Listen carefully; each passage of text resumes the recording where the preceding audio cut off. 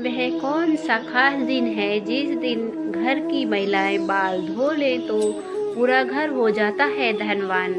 साथ ही हम जानेंगे दोस्तों कि अगर आप किसी भी खास त्योहार पर महिलाएं बाल न हो सके तो उसका क्या उपाय कर सकती हैं। माना जाता है कि एक परिवार और पुरुष की सफलता के उसके घर की लक्ष्मी पर निर्भर करती है। घर की लक्ष्मी के स्वभाव और व्यवहार के कारण ही उसका घर सुंदर और व्यवसायी बनता है। इसमें कोई शक नहीं है कि हमारे देवी देवता भी अपनी अर्धांगिनी को ही अपनी शक्ति मानते थे।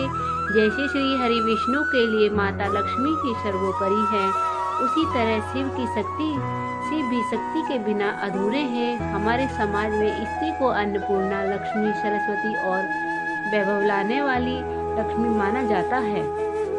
अगर घर की लक्ष्मी धर्म अनुसार आचरण करे तो घर को मंदिर बना सकती है। इसी तरह सुहागिन महिलाओं के लिए कई सारे नियम और धर्म का पालन करना भी अनिवार्य हो जाता है।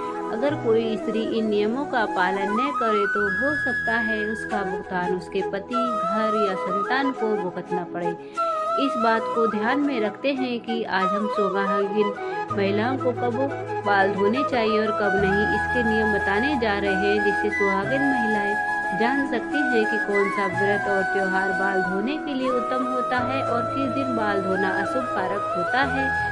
लेकिन उससे पहले आपसे रिक्वेस्ट है कि वीडियो को लाइक करें और अपने दोस्तों के साथ शेयर करें। अगर आप अपने अभी चैनल को सब्सक्राइब नहीं किया है तो सब्सक्राइब करके बेल आइकन को जरूर प्रेस करें। सबसे पहली बात, कुंवारी कन्याओं को कभी भी बुधवार के दिन बाल नहीं धोने चाहिए, खासकर उन कन्याओं के जिनके छोटे भाई हैं।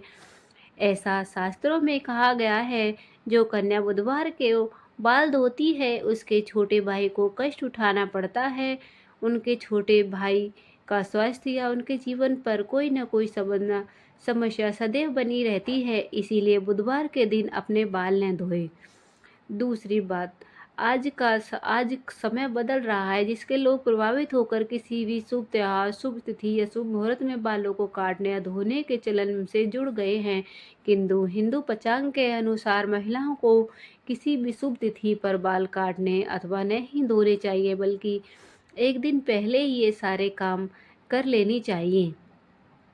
उस दिन बाल धोना या कटवाना शुभ माना नहीं जाता है। खासकर एकादशी और अमावस्या और बालिम पूर्णिमा पर बाल नहीं धोने चाहिए, इससे आपके मस्तिष्क पर चंद्र का प्रभाव कम पड़ने लगता है। तीसरी बात, ये सदैव ध्यान रखें कि अगर आप किसी बार को व्रत रखते हैं तो उस दिन भूलकर से भी बाल न धोएं। जैसे आप अपने ने सोमवार का व्रत रखा है तो उसके पहले दिन बाल धोकर अपना शुद्ध हो जाएं। जिस दिन व्रत रखते हैं उस दिन बाल कदापि न धोएं।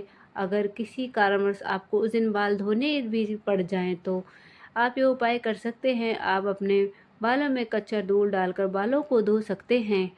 चौथी बात, सुहागिन महिलाओं को गुरुवार के दिन बाल नहीं धोने चाहिए।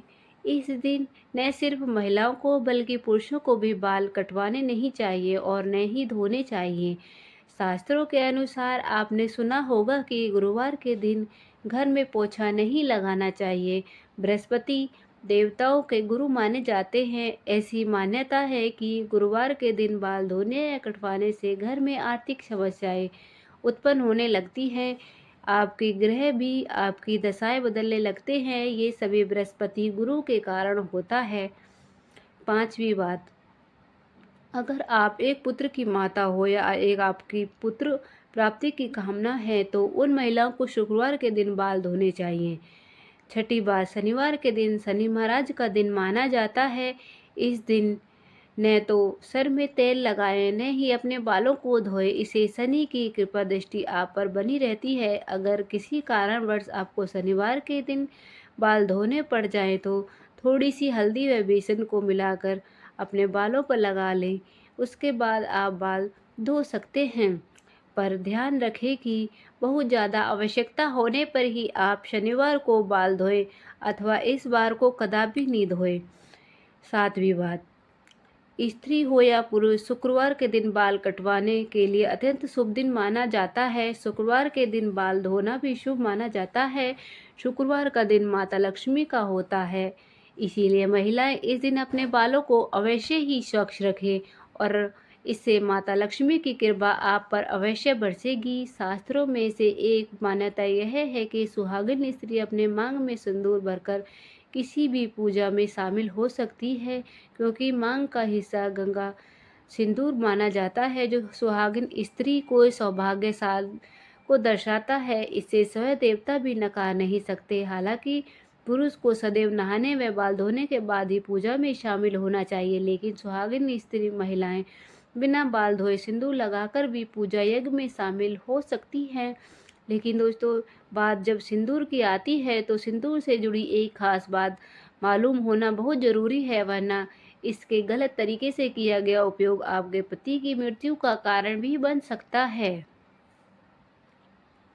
दोस्तों, अगर आपको देखना है कि आपका पति आपसे बहुत प्रेम करता है या नहीं, तो ऐसे में आपको पति के हाथों से सिंदूर लगवाना चाहिए और देखना चाहिए कि अगर आपकी नाक पर थोड़ा सा भी सिंदूर गिरता है तो वो आपसे बहुत प्रेम करता है। सुनने में फिल्मी लग रहा होगा, लेकिन ये बात बिल्कुल सच है। दरअसल शास्त्रों की मानो तो कहा जाता है, जब भी पति द्वारा सिंदूर नाक पर गिरता है तो पति पत्नी में प्रेम को दर्शाता है और आने वाले समय में उनके रिश्ते में और भी ज़्यादा गहरे होते चले जाते हैं। इसके अलावा जब आप खुद से सिंदूर लगाती हैं, अनजाने में अगर वो सिंदूर नाक पर गिरता है तो इसका मतलब है पति की तरफ से आपको कोई खुशखबरी मिलने वाली है। हिंदू धर्म में सिंदूर का बहुत खास महत्व माना गया है, लेकिन सिंदूर से जुड़ी यह जानकारी अगर आपको नहीं है तो आप भी गलती करती हैं तो आप पर भी बहुत भारी संकट पड़ सकता है। साथ ही उसका खामियाना आपके पति को भी भुगतना पड़ सकता है। सिंदूर एक महिला के लिए उसके सुहाग की निशानी होती है। जब हम किसी भी शादीशुदा औरत को देखते हैं तो उसके माथे पे सिंदूर जरूर लगा होता है। एक शादीशुदा औरत को सिंदूर के बिना अधूरा माना जाता है। हिंदू पौराणिक कथाओं में सिंदूर का आध्यात्मिक महत्व माना जाता है। आपको बता दें कि कई दफ़ा सिंदूर को माथे पर लगाने के चक्कर में कई बार जल्दबाजी या अनजाने में कई महिलाएं कहीं गलती कर बैठते हैं। नंबर 1, मान्यताओं के अनुसार जो स्त्री बीच मांग में सिंदूर लगाने के बजाय किनारे पर लगाती है तो उसका पति भी उससे किनारा कर लेता है। पति पत्नी में आपसी रिश्तों में मतभेद बना रहता है। नंबर 2, ये बात तो आप जानते ही होंगे, जो स्त्री अपनी मांग में बीचों बीच लंबा सिंदूर लगाती है उसके पति की आयु भी लंबी होती चली जाती है। माता पार्वती का आशीर्वाद ऐसे जोड़े को जरूर मिलता है। नंबर 3, मान्यताओं के अनुसार जो स्त्री अपने बालों में को छुपा लेती है उसका पति भी समाज में छिप जाता है और इसके पति को सम्मान नहीं मिल पाता है। इसीलिए यह कहा जाता है कि सिंदूर को लंबा और ऐसे लगाएं कि सभी को साफ साफ दिखाई दे। सिंदूर से सजी स्त्री सौभाग्य को दर्शाती है और ऐसी महिलाओं की खूबसूरती पर लगते हैं 4 चांद। नंबर 4, माथे पर सिंदूर लगाते वक्त महिलाएं जो काफ़ी सावधानी बरतनी चाहिए। ये तय कर लेना चाहिए कि सिंदूर को माथे के बीचों बीच लगाया जाए। अगर किनारे पर कोई भी महिला सिंदूर लगाती है तो माना जाता है कि उसके पति से लड़ाई झगड़ा होने लगता है और पति किसी दूसरी स्त्री की तरफ आकर्षित हो जाता है। इसीलिए सिंदूर को हमेशा माथे पर लंबा करके ही लगाना चाहिए। नंबर 5, माथे पर सिंदूर लगाते वक्त अगर हाथों पर गिर जाए तो अपशगुन माना जाता है। ये आपके रिश्तों में दरार आने का संकेत है। ऐसे में आपको माता पार्वती का ध्यान करना चाहिए और क्षमा मांग लेनी चाहिए ताकि बुरी बलाएं टल जाएं। नंबर 6, जिससे व्यक्ति को अपने सपनों में सिंदूर लगाते स्त्री को दर्शाते होते हैं तो बहुत ही शुभ माना जाता है। ये धन लाभ कराता है। ऐसे स्त्री सपने में देखना बहुत शुभ दर्शाती है। तो दोस्तों, ये सिंदूर से जुड़ी कुछ खास जानकारियाँ हैं जो आज के लिए बस इतना ही। अगर आपको जानकारी पसंद आई है तो वीडियो को लाइक